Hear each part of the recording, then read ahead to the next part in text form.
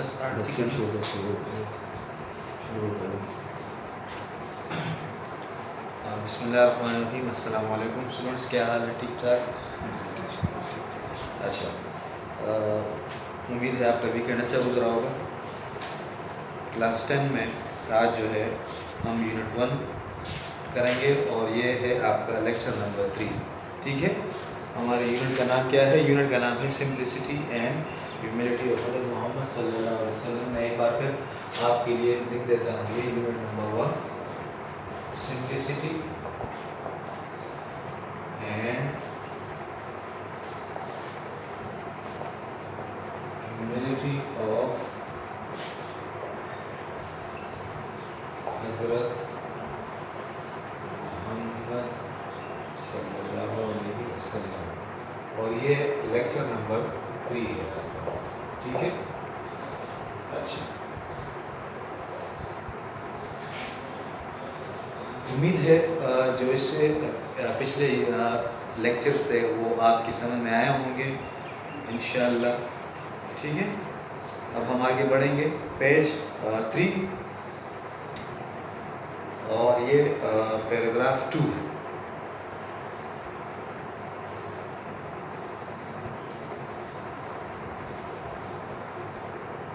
اچھا. Despite his responsibilities as a نبی، a teacher, a statesman and a جج. یعنی ایک نبی، پیغمبر، رسول، ایک استاد، ایک مدبر، دانشور اور ایک منصف کے ذمہ داریوں کی باوجود یعنی آپ صلی اللہ علیہ وسلم، یہ سب آپ صلی اللہ علیہ وسلم میں یہ خوبیاں، یہ صفات آپ صلی اللہ علیہ وسلم میں موجود تھے. آپ نبی بھی تھے سائملٹینیسلی، اسی طرح آپ استاد بھی تھے اور آپ جو ہے مدبر، ایک دانشور تھے. اس کے علاوہ آپ منصف بھی، انصاف بھی کرتے تھے. صحیح ہے. تو یہ سب ذمہ داریوں کے باوجود حضرت محمد صلی اللہ علیہ وسلم used to milk his goat. used to milk his goat یعنی اپنی بکری کا دودھ جو ہے وہ خود دوہتے تھے. ملک کا مطلب یہاں پر یہ ملک جو ہے یہاں پر یہ ورڈ دیا گیا ہے ملک.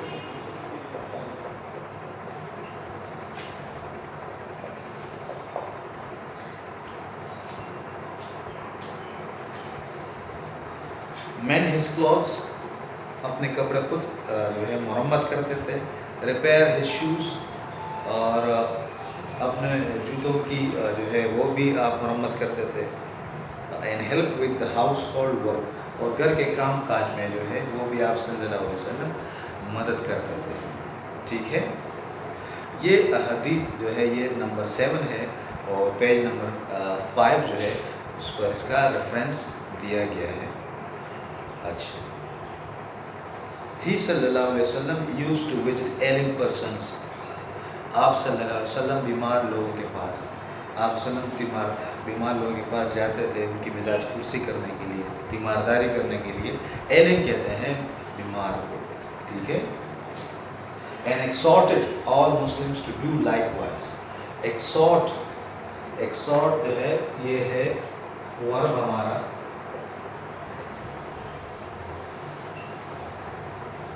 تاکید کرنا، تلقین کرنا.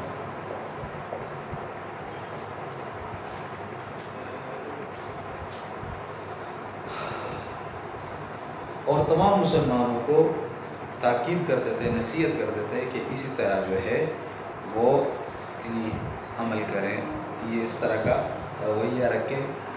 ٹھیک ہے، طرز عمل اپنائیں.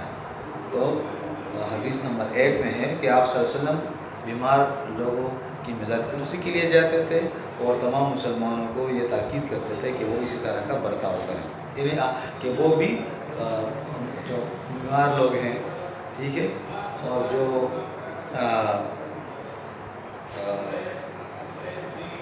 صحیح ہے کہ وہ بھی جو ہے جائیں وہ اسی طرح یہ تلقین کرتے تھے آپ صلی اللہ علیہ وسلم. یہ حدیث نمبر 8 ہے، اس کا جو ہے ریفرنس پیج نمبر 5 پر دیا گیا ہے. You can see later on. ہی صلی اللہ علیہ وسلم also helped his companions in digging a trench by moving sand with them. تو آپ وسلم جو ہے وہ خندق کھودنے میں بھی اپنے ساتھیوں کی مدد کرتے تھے. ریت جو ہے وہ لے جانے میں، جیسے کہ آپ کو یہ یاد ہوگا، آپ کے علم میں ہوگا کہ جنگ خندق جو ہے غزوہ احزاب بھی اس کو کہتے ہیں، جو کہ 5 ہجری میں ہوا تھا. تو اس میں آپ صلی اللہ علیہ وسلم حضرت سلمان فارسی رضی اللہ عنہ نے جو ہے وہ یہ مشورہ دیا تھا کہ ہم خندق کھودتے ہیں، ٹھیک ہے. تو اس میں آپ صلی اللہ علیہ وسلم نے بھی حصہ لیا خندق کھودنے میں. ڈگ کا مطلب ہوتا ہے کھودنا، ٹرنچ کہتے ہیں. ٹرنچ کسے کہتے ہیں؟ ٹرنچ کہتے ہیں خندق.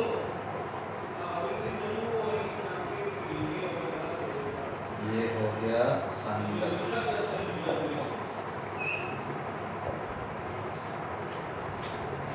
تو خندق کھودنے میں بھی آپ صلی اللہ علیہ وسلم جو ہے وہ اپنے ساتھیوں کی مدد کرتے تھے ریت لے جانے میں. یعنی ریت لے جا کے خندق کھدائی کر رہے ہیں تو آپ صلی اللہ علیہ وسلم بیکار نہیں بیٹھتے تھے، آپ ان کی مدد کرتے تھے، آپ مٹی لے جاتے تھے، ریت لے جاتے تھے. یہ حدیث نمبر 9 ہے، جس کا ریفرنس جو ہے وہ نیکسٹ پیج پر دیا گیا ہے.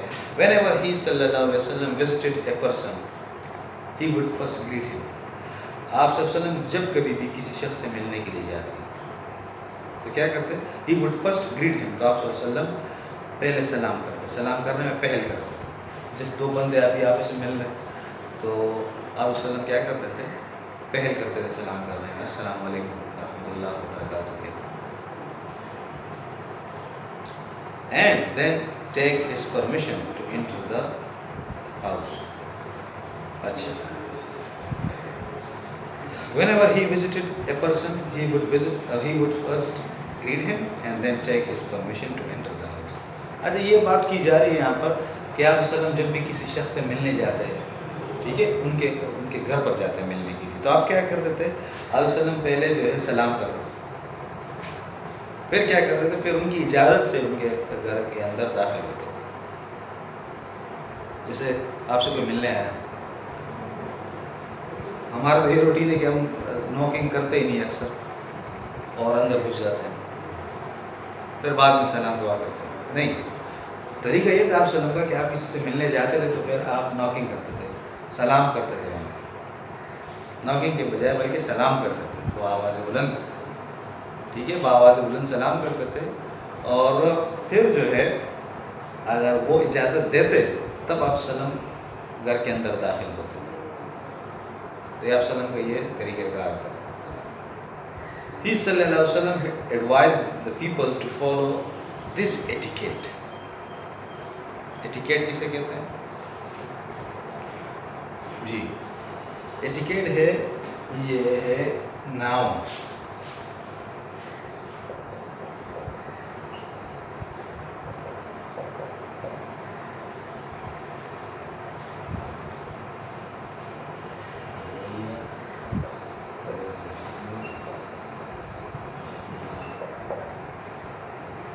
تین میننگ بنتے ہیں اس کے.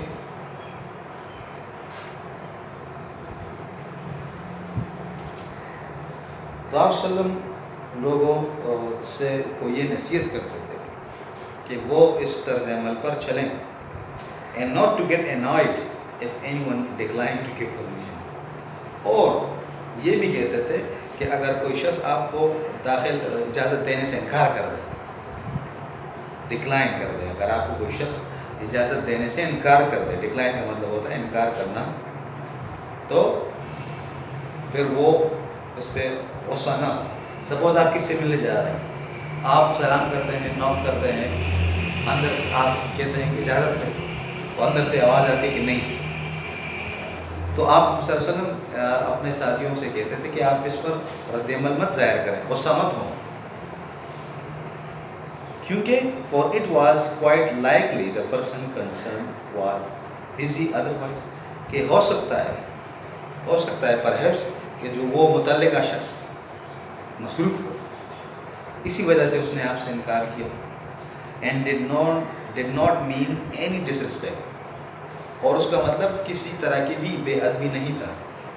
مطلب جس شخص سے آپ ملنے جا رہے ہیں، آپ ان کو سلام کرتے ہیں، نوکنگ کرتے ہیں اور اندر پرمیشن مانگتے ہیں اندر جانے کی، اور آپ کو وہ انکار کر دیتا ہے، تو اس پہ بجائے غصہ ہونے کے آپ مطلب غصہ نہ ہو، ہو سکتا ہے کہ وہ متعلقہ شخص جو ہے اس وقت مصروف ہو اور اس کا انکار کرنے کا مطلب آپ کی بے عزتی کرنی نہ ہو کہ وہ آپ کو بے عزت بھی کر رہا ہے، نہیں، بے عزت بھی یا آپ کی بے عزتی نہیں کر رہا ہے، وہ ہو سکتا ہے کہ وہ مصروف ہو کسی کام میں۔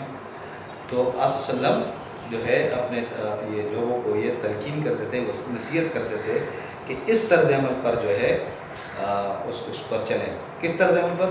کہ پہلے آپ جا کے سلام کریں، پھر اجازت مانگیں۔ اگر اندر سے آپ کو اجازت ملتی ہے تو ٹھیک، آپ اندر داخل ہو جائیں اس گھر میں۔ اگر آپ کو اجازت نہیں ملتی ہے تو اس پر غصہ نہ ہو، اگر اس سے غصہ نہ ہو سکتا ہے کہ وہ متعلقہ شخص جس سے آپ ملنے جا رہے ہو وہ مصروف ہو اور اس کا مطلب آپ کی بے عزتی نہیں ہے، ٹھیک ہے۔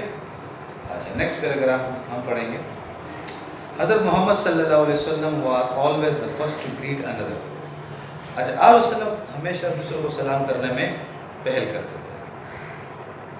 ہم تو دیکھتے ہیں دوسرے کو آنکھ میں آنکھ ڈال کے یہ وہ پہل کرے گا سلام کرنے میں یا جب تک دوسرا نہ کرے تو میں سلام ہی نہیں کروں گا، نہیں۔ تو آپ صلی اللہ علیہ وسلم جو ہے وہ ہمیشہ پہل کرتے تھے سلام کرنے میں۔ and would not withdraw his hand from a handshake till the other man withdrew his۔ اور اس وقت تک آپ صلی اللہ علیہ وسلم اپنا ہاتھ نہیں کھینچتے تھے جب تک وہ دوسرا شخص پیچھے نہ ہٹا لے۔ مطلب دو شخص ملتے ہیں، سلام کرتے ہیں، ہاتھ ملاتے ہیں، مصافحہ کرتے ہیں تو ہاتھ جلدی سے کھینچ لیتے ہیں، نہیں۔ آپ صلی اللہ علیہ وسلم کا روٹین یہ تھا کہ آپ صلی اللہ علیہ وسلم جب ملتے تھے کسی سے تو پہلے سلام کرتے تھے، پھر ہاتھ ملاتے تھے۔ ہاتھ جب ملایا تو اس وقت تک نہیں چھوڑتے تھے جب تک وہ دوسرا ہاتھ اپنا ہاتھ کھینچ نہ لے، اپنا ہاتھ پیچھے نہ کر لے۔ یہ آپ صلی اللہ علیہ وسلم کی سنت، یہ آپ صلی اللہ علیہ وسلم کا طریقہ تھا۔ سمجھ آئی بات؟ ہینڈ شیک آپ کو پتہ ہوگا، ہاتھ ملانے میں کہتے ہیں، مصافحہ جس کو کہتے ہیں۔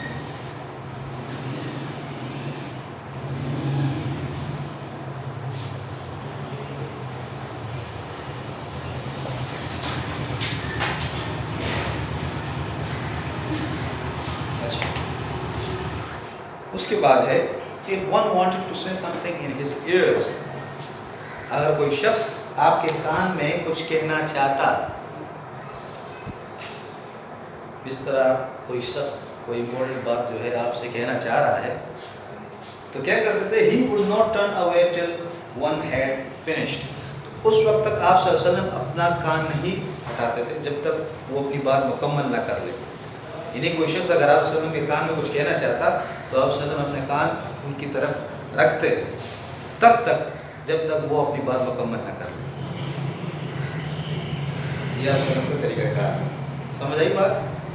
اگر آپ صلی اللہ علیہ وسلم کے کان میں کوئی کچھ کہنا چاہتا، ظاہری بات ہے کان تو لوگ خاص بات ہی کہتے ہیں نا، تو آپ صلی اللہ علیہ وسلم اپنا کان نہیں ہٹاتے تھے جب تک وہ اپنی بات مکمل نہ کر لے، ٹھیک ہے۔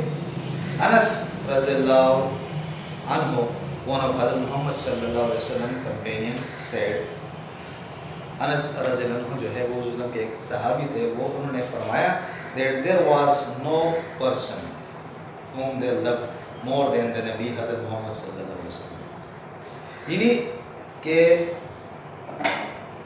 ایسا کوئی شخص نہیں تھا جس سے آپ صلی اللہ علیہ وسلم کے صحابی آپ صلی اللہ علیہ وسلم سے زیادہ محبت کرتے۔ ظاہری بات ایسا ہو بھی نہیں سکتا تھا، یعنی ایسا کوئی شخص نہیں تھا جس سے آپ صلی اللہ علیہ وسلم کے صحابہ کرام جو ہے وہ آپ سے زیادہ محبت کرتے ہیں۔ یعنی آپ ان کے لیے دنیا جہاں تھے، آپ ان کے لیے دنیا جہاں تھے۔ پھر بھی yet when he came to them، پھر بھی اس کے باوجود جب آپ صلی اللہ علیہ وسلم ان سے ملنے کے لیے آتے، کن سے؟ اپنے صحابہ کرام سے ملنے کے لیے۔ بات سمجھ آ رہی ہے؟ مطلب یہ تھے کہ صحابہ کرام رضی اللہ عنہم کے لیے دنیا میں سب سے زیادہ عزیز، ہر دل عزیز شخصیت، محبت کرنے والی شخصیت وہ حضرت محمد صلی اللہ علیہ وسلم تھے۔ اس کے باوجود جب کبھی محمد صلی اللہ علیہ وسلم اپنے ساتھیوں سے ملنے کے لیے جاتے تو وہ ساتھی کیا کرتے تھے؟ they did not stand up for him، تو وہ حضور صلی اللہ علیہ وسلم کے لیے کھڑے نہیں ہوتے تھے، because he صلی اللہ علیہ وسلم hated their standing up for him، کیونکہ آپ صلی اللہ علیہ وسلم ان کا اپنے لیے کھڑے ہونا سخت ناپسند کرتے تھے، نفرت کرتے تھے۔ اصل میں حضور صلی اللہ علیہ وسلم یہ فرماتے تھے کہ یہ عجم جو ہے، عجمی لوگ جو ہے، یعنی ہم عجمی لوگ ہیں، ہم عربی نہیں ہیں. تو عرب کے علاوہ جتنے بھی سارے لوگ ہیں مسلمان وہ عجمی کہلاتے ہیں. تو حضور صلی اللہ علیہ وسلم یہ فرماتے تھے کہ یہ جب کوئی شخص کس سے ملنے کے لیے جاتا ہے اور لوگ کھڑے ہو جاتے ہیں تو یہ جو ہے عجمی لوگوں کا طریقہ کار ہے. عرب میں یہ دستور نہیں ہے، عرب میں یہ دستور نہیں ہے. تو اس لیے آپ صلی اللہ علیہ وسلم کہتے ہیں کہ عجمی لوگوں کی طرح مت کھڑے ہو جایا کرو کسی کے لیے. تو اسی لیے یہ اتنے محبت کے باوجود، اتنے احترام کے باوجود، صحابہ کرام رضی اللہ عنہ آپ صلی اللہ علیہ وسلم کے لیے کھڑے نہیں ہوتے تھے، کیونکہ آپ صلی اللہ علیہ وسلم کو یہ بات پسند نہیں تھی.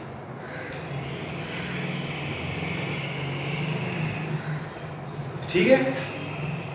اچھا، یہ حدیث نمبر 10 ہے جس کا ریفرنس جو ہے has been given on the next page. You can see after the lesson is finished.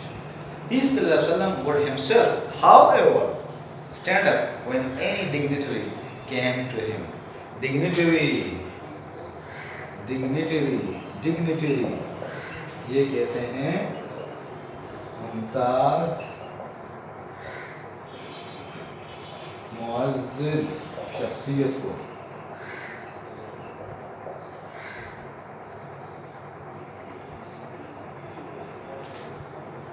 تو حضور صلی اللہ علیہ وسلم خود جو ہے اگر کوئی ان سے کوئی معزز شخصیت ملنے کے لیے آتی تو آپ صلی اللہ علیہ وسلم کھڑے ہو جاتے. مطلب کوئی وفد آ گیا باہر سے، کسی حکومت کا نمائندہ آیا، کوئی سفارتکار آیا، کوئی مندوب آیا، تو آپ صلی اللہ علیہ وسلم ان سے ملنے، کسی قبیلے کا سربراہ آیا تو جب وہ آپ صلی اللہ علیہ وسلم سے ملنے کے لیے آتے تھے تو آپ صلی اللہ علیہ وسلم خود کھڑے ہو جاتے تھے، مگر اپنے ساتھیوں کو منع کرتے تھے کہ نہیں، آپ کو کسی کے لیے کھڑے ہونے کی ضرورت نہیں ہے، حتیٰ کہ میرے لیے بھی کھڑے ہونے کی ضرورت نہیں ہے آپ صلی اللہ علیہ وسلم کی. اچھا، اس کے بعد he صلی اللہ علیہ وسلم had stood up to receive the wet nurse who had reared him in infancy. wet nurse کسے کہتے ہیں؟ اچھا، wet nurse یہاں پر جو ہے وہ ہو گیا آپ کا دودھ پلانے والا، دودھ پلانے والا wet nurse. انفینسی کہتے ہیں، یہ ہو گیا آپ کا ناؤن اور یہ ہے طفلیت، جو آپ صلی اللہ علیہ وسلم چھوٹے تھے.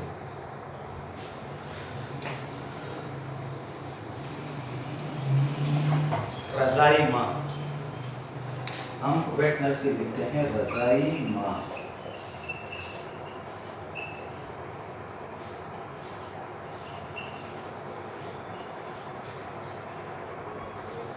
تو he had stood up to receive the wet nurse who had reared him. rear کہتے ہیں پرورش کرنے کو. یہ ہو گیا ورب.